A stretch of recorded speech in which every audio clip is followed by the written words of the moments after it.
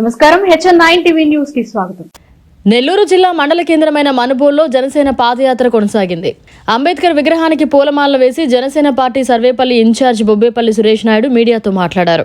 అక్కడి నుండి చెర్లోపల్లి గోవిందరాజుపురం, మడమనూరు, అక్కంపేట, వీరంపల్లి మీదుగా వడ్లపూడి వరకు పాదయాత్ర కొనసాగుతుందని అన్నారు.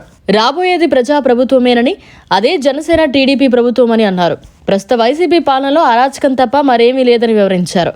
ఎక్కడ చూసినా మంత్రులు, ఎమ్మెల్యేలు భూదందాలు, అక్రమాలకు పాల్పడుతున్నారని విమర్శించారు. గ్రామాల సమగ్ర అభివృద్ధి జరగాలంటే టీడీపీ, జనసేన ప్రభుత్వం రావాలని అన్నారు. యువతకు ఉద్యోగాలు లేవని విమర్శించారు. కార్పొరేషన్లన్నీ మూతపడ్డాయని అన్నారు. మహిళలు, యువకులు రాజకీయాల్లోకి రావాలని పిలుపునిచ్చారు.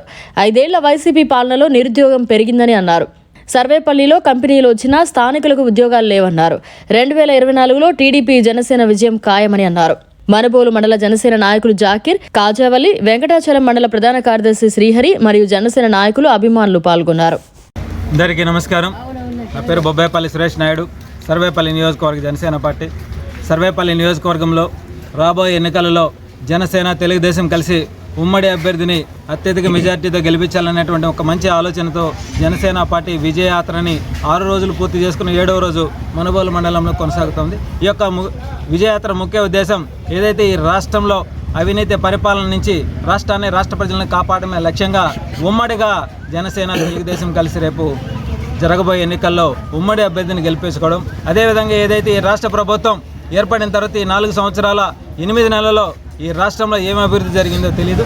ఏదైతే మోచాంగ్ తుఫాను కారణంగా పేద, బడుగు, బలహీన వర్గాల వల్ల ఇళ్లలోకి నీళ్లు వచ్చేసి 5 రోజుల నుంచి 10 రోజుల పాటు చేతుల్లో పని లేక అల్లాడిపోతూ ఉంటే ఎవరికీ కూడా పూర్తిగా ఆర్థిక సహాయం అందించలేదు. అయితే ఈ రాష్ట్ర ముఖ్యమంత్రి వైఎస్ జగన్మోహన్ రెడ్డి గారిని మేము ఒకటే అడుగుతా ఉన్నాం. మీరు 150 అడుగులు విగ్రహాన్ని, అంబేద్కర్ గారి విగ్రహాన్ని పెట్టినంత మాత్రాన 450 కోట్ల రూపాయలు ఖర్చు పెట్టినంత మాత్రాన ఈసారి పేద, బడుగు, బలహీన వర్గాలు మీకు ఓట్లేరా? ఎందుకంటే మోచాంగ్ తుఫాన్ కారణంగా ఎంతమందిని ఆదుకున్నారు, ఎవరికి ఆర్థిక సాయం తెచ్చారు? ఈరోజు గ్రామాల్లోకి వెళితే ప్రజలు అల్లాడిపోతూ ఉన్నారు. అయా, తుఫాన్ కారణంగా 5 నుంచి 10 రోజుల పాటు మాకు ఇళ్లలోకి నీళ్ళు వచ్చేసి మేము అల్లాడిపోతే ఎవరు కూడా వచ్చి మాకు ఆర్థిక సాయం అందించలేదని చెప్పి అల్లాడిపోతూ ఉంటే మీరు మాత్రం మసిబూసి మారేడికాయ చేసి ఒకసారి కోడి కత్తితో గెలిచారు, మళ్ళీ ఈసారి అంబేద్కర్ గారిని అడ్డం పెట్టుకుని గెలవాలనుకుంటున్నారేమో. రాష్ట్ర ప్రజలు ఎంతో తెలివిగా ఉన్నారు. ఈసారి మాత్రం మీకు డిపాజిట్లు రాకుండా ఇళ్లకు పంపిస్తారు. ఏదైతే ఈ రాష్ట్రంలో యువత చూస్తే ఉద్యోగ అవకాశాలు లేక జాబ్ క్యాలెండర్ అని చెప్పారు, కానీ ఎక్కడ కూడా జాబ్ క్యాలెండర్ విడుదల చేసిన పరిస్థితులు. మీరు ఏం అభివృద్ధి చేశారో మీకు తెలియదు. ఈ రాష్ట్ర వ్యవసాయ శాఖ మంత్రి గోవర్ధన్ రెడ్డి గారు ప్రాతినిధ్యం వచ్చిన ఈ నియోజకవర్గంలో, ఇదే పొదలకూరు మండలంలో పేదల దగ్గర ధాన్యాన్ని కొనుగోలు చేసి మీ అనుచరుడు ఐపీ పెట్టి వెళ్ళిపోతే కనీసం అతని మీద చర్యలు తీసుకున్న పరిస్థితులు లేవు. వాళ్ళు పోలీస్ స్టేషన్ చుట్టూ తిరిగి అలిసిపోయి కడుపు మార్చుకొని 6 కాలం పాటు పండించిన పంటని దారబోసి అల్లాడిపోతే వ్యవసాయ శాఖ మంత్రిగా మీరు ఏమాదుకున్నారయ్యా? నేను ఒకటే అడుగుతా ఉన్నా, సర్వేపల్లి నియోజక ప్రజలను కూడా ఒక్క క్షణం ఆలోచించండి. ఆయన అనుచరులే ఈ విధంగా అన్యాయ అక్రమాలు చేస్తే ఎవరు కూడా ప్రశ్నించినటువంటి దాఖలాలు. ఈ మనుబోలు మండలంలో కోట్ల రూపాయలు విలువ చేసే భూముల ఆక్రమణ జరుగుతూ ఉంది. మరి దాన్ని ఎవరు కూడా అడ్డుకునే పరిస్థితి లేదు. ఇక ఈ ప్రభుత్వానికి 40 రోజులే గడువు. రేపు రాబోయేది జనసేన, తెలుగుదేశం. ఈ సర్వేపల్లి నియోజకవర్గంలో ఈ 117 పంచాయతీల్లో ఎలా అభివృద్ధి జరుగుతుందో చూపిస్తాం. ఇప్పుడు చూస్తే మనం పంచాయతీల్లో కూడా నిధులు లేనటువంటి పరిస్థితి, గ్రామాల్లో చూస్తే అభివృద్ధి లేదు.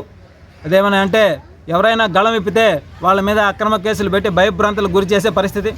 మరి ఎన్ని రోజులు మీరు భయభ్రాంతులకు గురి చేస్తారో చూస్తాం. ఇంకా మీకు గడువు కూడా 10 రోజులే. తర్వాత మీరు కూడా మాలాగే తిరగాల ఇంటింటికి. కానీ ఈసారి మాత్రం సర్వేపల్లి నియోజకవర్గ ప్రజలు మీకు కనీసం డిపాజిట్లు కూడా లేకుండా ఇళ్లకు పంపించే రోజులు దగ్గరే ఉన్నాయి. ఈరోజు ఏదైతే ఈ విజయ పాదయాత్ర ఏదైతే 117 పంచాయతీల్లో కూడా కనీసం 60 నుంచి 70 పంచాయతీలని కలుపుకుంటూ గ్రామాలలో అనేక సమస్యలను తెలుసుకుంటూ ఈ యొక్క విజయయాత్ర కొనసాగుతుంది.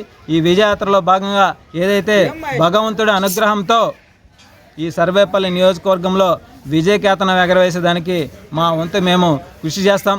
ఈ గ్రామాన్ని, అదేవిధంగా మండలాల్ని, నియోజకవర్గాన్ని అభివృద్ధి చేసుకునేదానికి రేపు రాబోయే ప్రజాప్రభుత్వంలో అనేక విధాలుగా అభివృద్ధి చేసుకునేదానికి అడుగులు వేస్తున్నాం.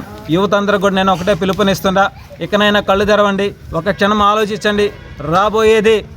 కాబోయేది ప్రజాప్రభుత్వమే. మీ అందరి సహకారంతో మన జీవితాలలో వెలుగులు నింపుకునేదానికి ఒక మంచి చక్కటి అవకాశం.